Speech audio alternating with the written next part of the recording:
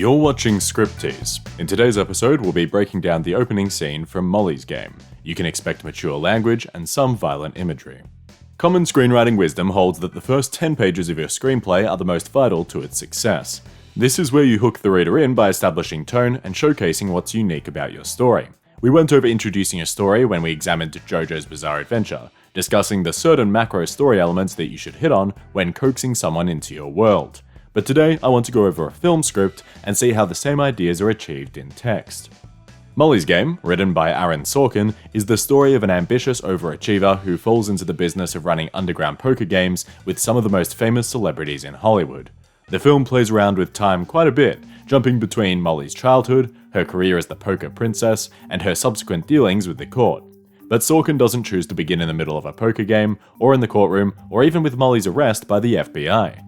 Instead, we open on a ski slope, just before Molly has a devastating accident which ends her career as a professional athlete. Why? Because this isn't a film about poker, or the Russian mafia, or celebrities. Poker is just the way Molly has chosen to assert herself. As Molly herself says, "I was raised to be a champion. My goal was to win. At what and against whom? Those were just details." We open on the slopes because that's where we get to see who Molly really is, and Molly's character, above all else, is what makes Molly's Game unique. So let's dissect how Sorkin capitalizes on Molly's character in the opening scene. Right off the bat, we have an attention-grabbing technique where Sorkin connects the action text to the scene heading. Exterior, ski slope, day, but we don't know what we're looking at yet. This interplay between the different script elements is quirky enough that it shakes us out of that typical stupor of reading yet another script. Sorkin also loves to accentuate the subjectivity of a film, using we to clearly explain what the audience sees and hears. From this opening paragraph alone, the audience is dropped straight into the middle of the scene. With nothing to orient us, we won't know where we are until a rocket flies right in front of us. Not only has Sorkin fully enveloped us in the scene, he's also kept it dynamic rather than prose-like. We snap from a white flurry of confusion to the speeding rocket of a skier. This is reflected in the sound too, where we go from no sound to the applause of the gathered crowd. The primary technique used in this opening sequence is narration. Narration can seem a rather blunt technique for conveying information, but utilized carefully, narration can tell us a lot more than just the words being spoken. Firstly, we learn later on that this narration is lifted from Molly's book, giving the narration a reason to exist. Secondly, as with all dialogue, we learn a lot about Molly's character from how she speaks rather than just what she's saying. Lastly, the narration provides a less time-consuming way of explaining what's going on with the competition, setting the scene, establishing the difficulty of the stunts, and so on. Even better, Sorkin opens the narration with an open-ended, subjective question. Questions of this type mentally engage the audience. They like to think of their own answers, but they're also intrigued by the opinions of other people. It's like the classic desert island discs setup, where a celebrity is asked what songs they would bring with them if they were stranded on a desert island. What answers people give to this question tells us about them and draws us into their life. It may seem like a small through line in this opening scene, but I really don't think you can underestimate how important that initial question is for hooking the viewer in.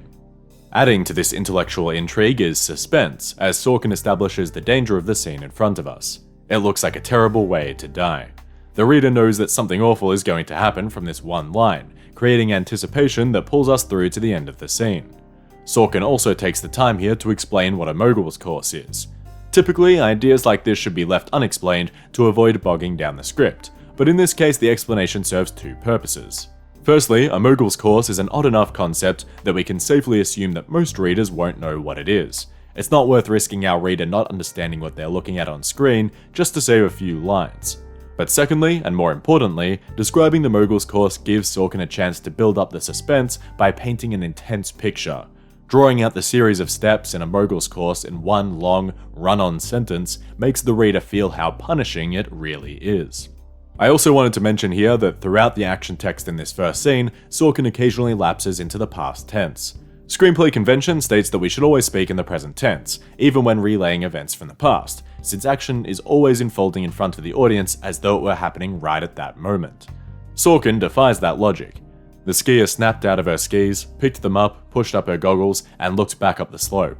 Possibly the past tense is used to de-emphasize the importance of this skier relative to Molly, but honestly I think it might just be a mistake.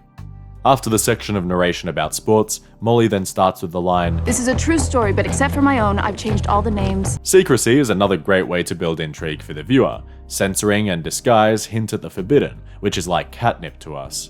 We also place a higher value on stories that are true rather than pure fiction. The much touted credential of based on a true story is plastered on so many posters and commercials for precisely that reason. You can imagine that a story about a guy getting trapped under a rock for 127 hours is far more interesting when we know it actually happened than if it were simply made up. Now that Sorkin has us hooked, he starts to drip feed Molly's personality to us. The next section of narration is, in actuality, an exposition dump. But the way Molly delivers her history to us tells us a lot about how she sees herself and how she views success more generally. It's all about rank. Ranked third in North America in women's moguls. Graduated with a 3.9 GPA. I got a 173 on the LSATs. Of course, the translation of all of this is that Molly is clearly smart, incredibly driven, and views herself as the cream of the crop. But that's not all we take away from the focus on rank. Molly is also obsessed with numbers. In this section of narration alone, Molly mentions numbers about 18 times when talking about all aspects of her life. That includes where she was raised, when she started skiing, her surgery, her ski run, and so on. It might seem like a coincidence at first, but there are certain details that could only be retained by a mathematically geared mind, such as Molly's.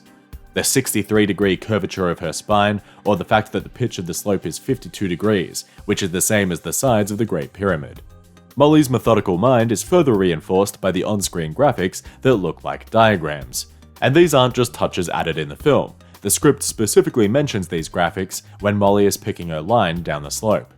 It becomes demarcated for us like runway lights before it goes away.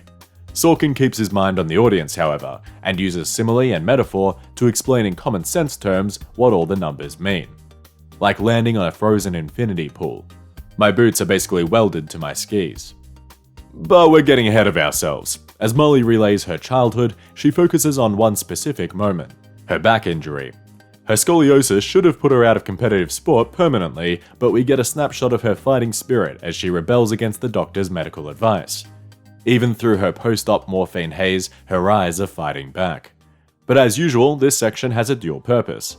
Not only are we learning more about Molly's personality, but we also glean something about her relationship with her father from this. In the script, Molly's determined gaze is a reaction to her father's devastated posture upon receiving the news. In the film, it's slightly different. Molly's father looks less disappointed, and more like he too isn't willing to let this stop Molly. I actually prefer the film's version, but the basic idea is the same either way. Molly's desire to succeed stems from her father's opinion of her. Setting this up at the start of the film is essential, since it forms the emotional backbone of the film. Pardon the pun. At the top of the slope, Molly's next section of narration establishes her ambitions and adds stakes to the accident that's about to happen. Then the law school of my choice, and then a startup.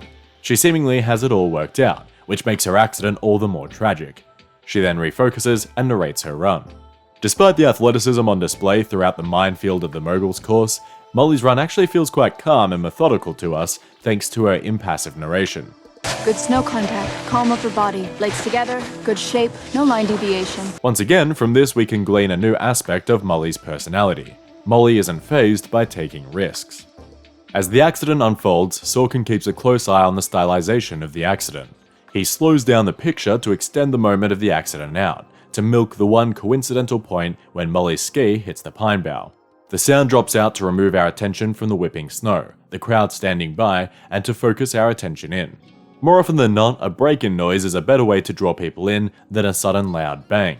Later on in this sequence, we see the abbreviation MOS, which Sorkin uses a lot in his scripts. MOS, depending on who you ask, stands for motor only shot, and essentially just means a shot without any sound where you would otherwise expect it. Once again, it's very jarring watching an accident like this without any sound accompanying the crashes and bangs. It's a little bit like in a war movie when a bomb has gone off and the sound drops out to imitate the deafness of the survivor. Sorkin then makes sure to return the picture to normal, going back to full speed with the sound kicking back in. This isn't a fantasy picture, so it makes sense to show the crash in full at normal speed again to demonstrate the reality of the accident more closely. If you've ever seen someone stack on the slopes, you know full well that feeling of cringing at the sight. It's brutal. Of course, we know that Molly is alright after this, even as we watch her unconscious on the snow. Sorkin therefore undercuts the moment with humour, establishing that although a lot of awful stuff does happen in this film, there's still that tinge of comedy to it. Molly explicitly calls out that this skiing scene is unrelated to the bulk of the film, then ties back to the opening question with a comically scathing remark. I wanted to say to whoever answered that the worst thing that could happen in sports was 4th place at the Olympics. Seriously? Fuck you. This type of humor, along with sarcasm, is another of Molly's trademarks. And on that note, we cut to the title screen, Sorkin letting us know that now the plot of the movie is really beginning. Despite the opening sequence having little to do with the plot of the film, its inclusion is critical to selling the audience on the story. Sorkin uses the scene in 2 main ways. He creates intrigue in the story by using action, suspense, and foreshadowing to appeal to the audience's basic interests. Using this as a launching pad, he then introduces us to the most unique aspect of the story, Molly's personality. Once we've got a grip on the type of ambitious, clever, and funny woman that Molly is, we're hooked into the story. Next time you're writing your opening sequence, consider how you can blend intrigue with what makes your story unique to grab the viewer's attention. Good writing and good luck.